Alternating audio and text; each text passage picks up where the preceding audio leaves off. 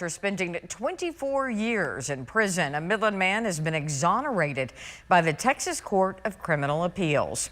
In 2022, News West 9 told you a Midland County judge recommended that exoneration for Garland Butch Martin. He was convicted of capital murder after his wife and kids died in a house fire in 1999.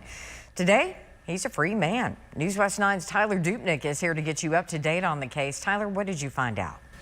Crystal, the Innocence Project of Texas, which has been looking into Martin's case, says there were plenty of flaws during the trial when it came to the initial evidence and testimonies. Martin claimed at the time he was at a job site 20 minutes away on the other side of town.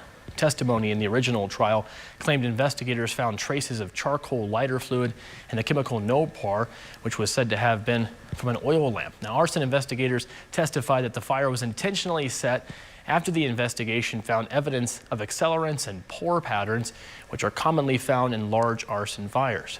The court later ruled there were flaws in the evidence and the medical testimony during the trial. The court heard from expert testimony on the techniques used to investigate the fire and found that after the conviction, scientists found the accelerants in the fire debris did not mean the home was intentionally set on fire, but the accelerants in the debris are in everyday household products. The state fire marshal ruled the fire was not intentional. The Innocence Project says there was a doctor who testified against Martin but lost his medical license and served time in federal prison. Another expert who testified against him submitted an affidavit to the court and claimed that he had doubts the jury understood his testimony by believing he found Martin guilty. At the time, he received 3 life sentences. Martin was released on bond back in March this year, while the Court of Criminal Appeals made a decision.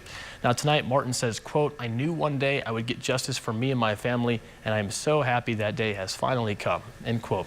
The Innocence Project added that they're glad Butch's name has been cleared after spending the past 24 years in prison.